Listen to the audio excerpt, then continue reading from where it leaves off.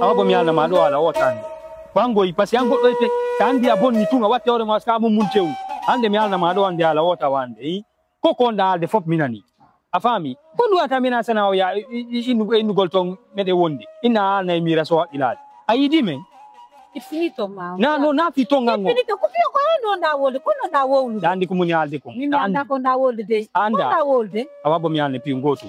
Nyande billahi no mo maala ntefu yakune Allah. Nyande minani wo kanoru ando ibe inna an ay ni minge yemede wondi yakune ni Allah e ngabay.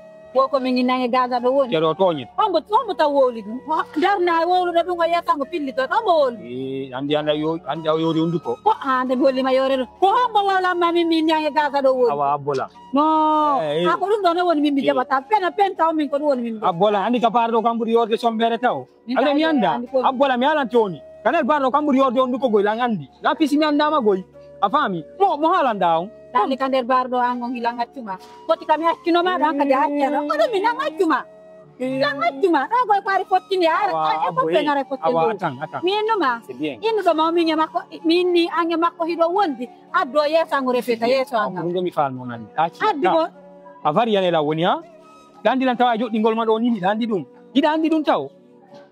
Eske dandi dum. Awa mi ala ti ala wota. Billahi nyandi minanti dum ka do ran do. Anyi do wayno ndi. Da woli dum. Dandile simihali dum dandile ko miani mira ko dum wata ka dum no dandi dum no ka minna no kugo me mira ko miani mo ko dum wata billahi wallahi tallahi yudan to mado ande hala hande wote siminani di dum don hande kadi goddo wadi holle tilan dum do ha parce que a feta a hangaka angi do lanni di ida mari preuve ko mi ngalo lo video ko video la ada mari preuve hollu mo ya tutila min ko darata jenjina me donc ayat de darata jenjina me mi mirana mi mira gona kan ko tagilan sa ko na yetu ngala hul binira mi mi wawlal ayat de mi wawlal smita ino amita ya mi wawlal abola da sonko smita ino ko gonga zutan tampere mi yalta ne e fe pidundo billahi smita bi ko an ayal tay do denyande da holi dum jonno ngene ko mi malande ko woni amba woni wana amba parce que sa yon tigi hali ko parce que wadi woni monda amina sudew amina sio ya ni mo holli tay nyanda na yo ya mira sisela abo mi alna ma do ande kadi ara watal do wanan yaw go taw ya mo agresa mo ande kadi selu inni mimi hal qurabi go langandi hala ma dum mimi inni mi ngarabi me wadal o wadali pala an pa gole an wasnara ko escalier ji etage si Allah jabi men suyi pour me yolli go tale abolan o wadali mi inni me waddal si o mi darni mo non tay o me waddal nadu si mi darni mo tay o inni me waddal mi sute dampere son so tay wadi mi inni me waddal wowlu da do ha lendi nge kambu ngon hikkondiri ko mi wadali ko min nata mi wadi mi wadal rabi on don non men suwi pour me yolli go tale de roba mi holla me ko pakku watta palagi de roba ka son ko mi famu min ko mi andi kontum la ngandi konto mi abbi si tawi tun a cifi a yawti kero langol min ana yangi o bardo wayno didi billahi min ko dum mari ko mi alama ya se preveni mi alani manu parce que hundu ko makon ko jodati energa ko kon si yo hundu walla hundu ko perira ko wo e famo tiri yo ko fami tena way hala nani ma e ku sombe ma mi ala ta e fu na en ta lango fi alla awa mano ko mi ngini on kelo dir mi wawla ha mi wawla on kelo diri amali taw ya ha jonta dum annaki amali han jonta hewto yaali mira ko dum wadi sida wolde anjum no ankali tengo ma jotta ko feu kuma ko to mar goya ka o ditani mo gusi janda ma fanga de andi ayaya lesa de non no tan ko de ba do ge wa to ko patdo donc do wadi ko ala tawde modo ok c'est bien bon bari on fala malan bajang ona tana dia tamata avant tout d'abord parce que il y a problème woni na maintenant ko fibe ngwa tigo mi ronki ko ni je ci gade décision comme fala comme pala voilà ergo mi vinta que ndo yawa to yawa non parce que betti ko ne de la colton à chaque fois ngel mo gonda sa moto ngal ni da mo ni ko samiro ni moi je considère que il faut la retourner sur la parcelle écoute pour tu ala mande yende hiki woni taw enquête ma on taw mais do ni wata des années ni waddi ni di fotni parce que non seulement Iki anda to ko ma heba proof on ke kawa ko proof la ko zaman to jama ko no wawi no di suno ke na no ni kene amari ko sabu ndo wat donc ko ma heba proof to na ko siki ko mo bini ko wara happe jinde mo bini ko ko watta ton ma ko watta ma ton siki an habbutin patient to juste piya ko proof ko fata asia fami ko fala ko ka donc awata ni yo ni exactement via adi ko sey donc ma non da to se ko ma andi ko dewgal ku wawa kele yakal na o wata na de tungo wote ay ka na la yo nan do ko fala tan nga jan sai ni det ni go ibara ke to del tere il fala ko de fe ada yo fe fa kana nga ndal ko ane nga ndal yene nga ngala yite akan parce que tambe ci ni de ke ni na ke sai ni te bana problème urandu ko fa la ngandi wala ma ne na no ya halambe so yami jot na famille on pop si que parler dans non quoi jot ina famille on faut yo ko be pigi ko le wadde konki na pigi golle jombato ko dogalo fanno o dofto to no wona e sa fam na andi fala be dewgal fop ko no ne da tapire dewgal afan no ya ka jurje na ko gorti be wone afani ko be sir go so da kaji ko be ya karamuko pigi busno wadde kane ko be yide me kan ko no Allah okimo dewgal min ni mo yo lanza ko fala wala ni kelang auto wala ni kelang galle wala ni kelang compte bancaire on do nam o teji go fala déjà gore ma ko amina wala ko no mo ma halale kini ni awata vida mo bi re famille ko sa famille fi explique mo ben parce que on déjà ala plus pour la pito il faut avoir des cachets sûrement ça mo bi re famille et poser des questions donc je pose des questions ko ni la donc al jabo tunga gore jima ko hande la do tigi mala ko ka cilam halde min na ko fukke ba taw proof to na ko quoi ega no c'est pas grave je dis c'est à ma manière mais quand même promettant yalla aywa tawat be ni non wata non mais joni bidara on y était faire plus non quoi mais ka yaw de be man s'il te plaît femme j'ai andi fiona ma ko fuule ne fuule abu yami jama ok maintenant awa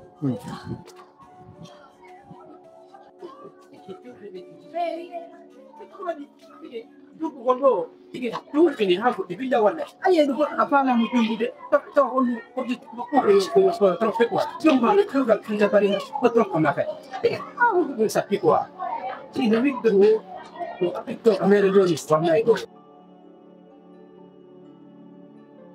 Tima mettitila nga edane tima mettitila mi anda o kono mi wadi sam mi anda simi joldi na mo simi siko no mi hali le fi jongu ware no fande o gani la nabir ko la kara koyle mi wawli go mi wawli didi mi wawli ya mi wuli tam mi anda simi ba mu spen ni ala ko son ka dum pus parce que mi ya c'était même fois di mi hala ni ma mi romki ya yalti ngodo ya yalti ko jundo a inna lan fe junkuru jokki sumu imo yurada imo yarada sina fi arrangement fi mako fi gendarmerie ji imo arrangement fi wujugol mbudi sina fi sereji kono mimi watta odo kander bagando mi woni ha mi ronki simi hala ni mo sai non joni ko mari ko minduko mo watti la min do gore gi makko so staynu de tima yawaro so stayde jojaro yawri nyanda ko kanko la amina kander bago ça ne sert à rien son couvert parce que j'étais même fois de mi hala ni no aviron ki ayati kunjundo sina fi problème à faire susu ko problème fi gendarmerie sina fi dum ko goddo no yo mare le walori ni mo ne yimbe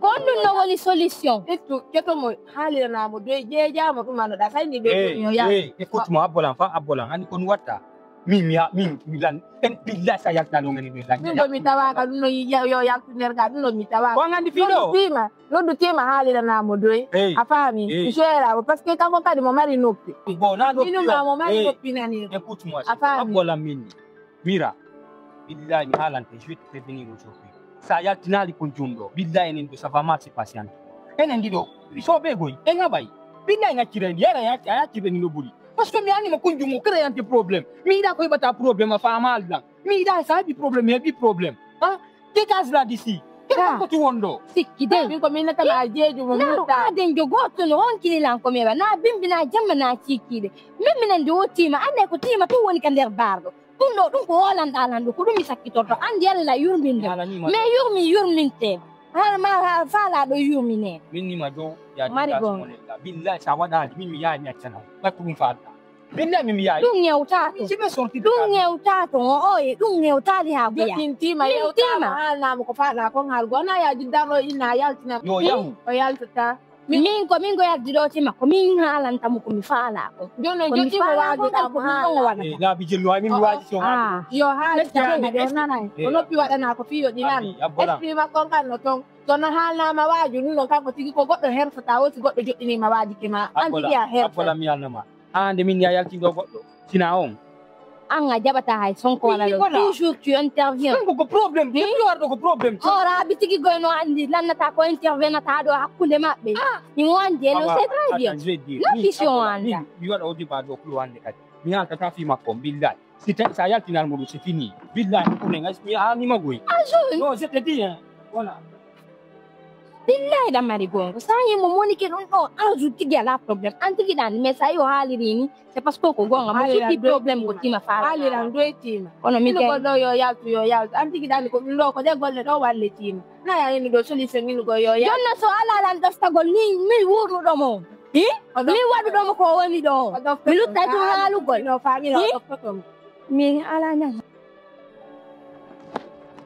ko mi wadi ala wadi akajja to wadi wore ma huka wadi mi la ida sajina reedu awadi odo wadi kisanti ina modi ma yo create na compte banque na awuda ango wadi kajja to wadi hore ma huka na ina la reedu ko ina ma reedu ina ma reedu ni modi ma yo create na compte banque ruka na ma tombo ma dum billahi wallahi tallahi gore jam mi yanali andi giba mer ko ma ko men jour me bilo na une semaine 2 jours mi code ko tay bila modi ma mari hakune ni Allah ko don de nyande nani ko discutu don ko modi ma mar sa keta billahi fi ma on jibike billahi fi ma on jibike kajab muna mina nani kala fajr ta ini mar ko minwa tan geti ma gadi ma kasuga ufiya ayo ko bigara ko gorko dum fukwa dai sa haujal ko ngore gang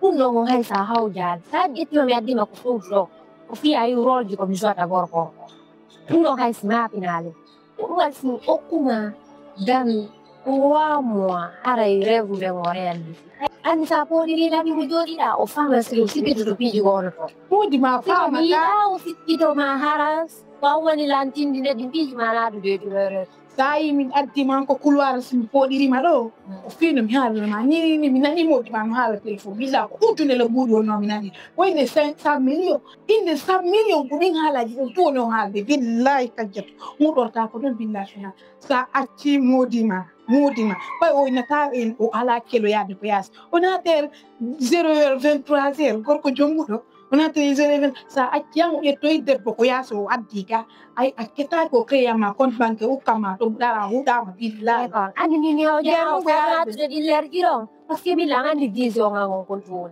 nina o mundo ko ma ko fanka ajma o na mu haja kamo ha mi ada kamo ko considera por wadi la ka na diler giro bilang andi objectif ango joni non ko min natama do nata de dilerdo ko mo monta mo te biya ngai nata dilerdo oskare bandi gine ko ya fo jafte ndu ko bo molta hayen la ma sorto de me si non sa ne biniri ni wallahi goddo jetta mo joni awon yimo perdi yana awara woni adisa kiti billahi uno mi fenama jetta ko haadi mi tutta no mina Gipindan somao. Kami gore yo mau ke juru mahala. Sai na moni duno mina joni. Tamu misera duno la nini. Dimanche oto ngale hendo. Wadu duno wadu kisan. Dimanche oto ngara. Wadu kisan. Debian Marco fala, Marco morita. Duno esa o ya gore jam. Oto ngari parte don sodama. Sunu darnama. Kontu banke ro na wattedi. Eterengi ma ko heddi di ko wona ko jungo ben do gore ga peut ko mi sutti do ya ora taw yoni ma taw kay di jidi ko don taw eran to ma ko sa de nyani sapi kata kris Gajetu. Mimi kaini ma. Gajetu. No misi manda ko misutori pigi no manda sida sutori. Suti No ko matti do ni.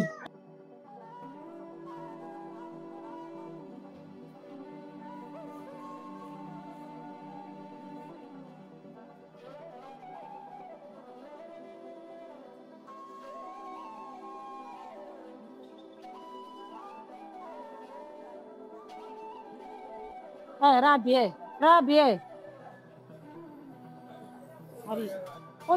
Arido. ai nange ngal tinga ni. Rabi ko mama no bigo ya dalang ko nuwat. Mimi ai nange. Piare na nange. No ko te to walli na.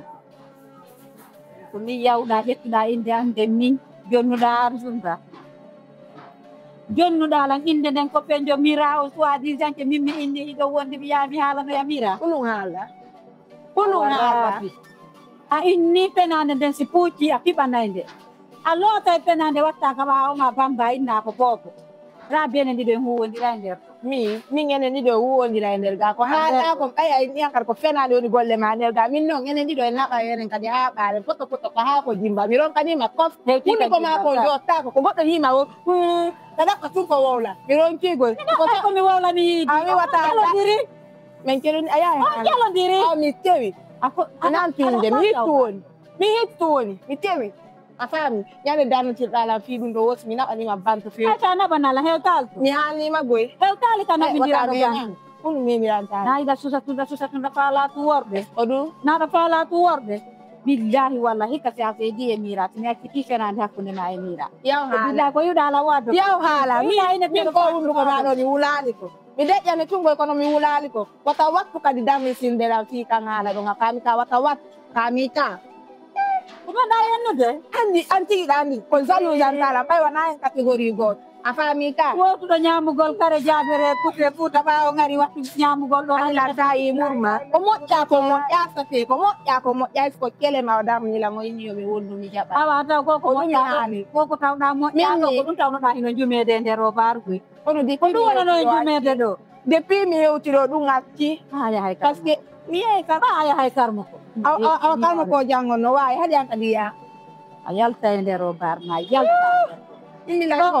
min milanni haalugo ta faala wonay moneya kono ko moƴƴi kono Moƴƴi ko no ko moƴƴi. moƴƴi kono Awa kon ko moƴƴi don kadi bonay. gal Ko moƴƴi don kadi bonay. darde Ka.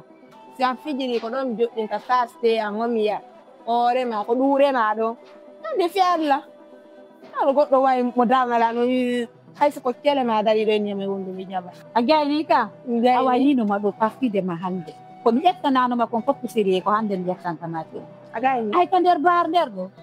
Ko hundu fa ko juutirali mere ko penande juutini ko. Wadde nde gol himɓe juutini ko hundu ko. Mi ukkidirte mira Allah bayɗo a yaltay ɗo ko yaltunoɗa ka reedu mene. awa mi yeyi ɗum ɗo Ko arnoɗa ɗo Min mi yayi ɗum ɗo. watta karmo ko nder ɗo gerindirɗa o tigi kata ko hucciri wo hinato no to lootiro soko wecce. Kono enen ɗiɗo moƴƴi kono moƴƴi raabi a yaltay nder. joni mi yiyay haala ma ka no waɗa ha mi raabi mi yalta nder ɗo Ne ko ɗum mi heɓa ne tan haala ma ɗo ɗone ndaare. min mi wulaali hunduko tagaɗo taw En mi si wulaali ta hulano ala ko yawɗa wullitoyɗa o acceno hakkundeji men. min mi wulaali Ta hulano a yata no wullitoɗa. Min komba an ko enen tundiɗo mi ɓeela tan ko hay goto. Komba ko enen tundiɗo min mi wullito sabu a yata na wawlano yawoya acceno hakkundeji meɗen. Kono somi immaki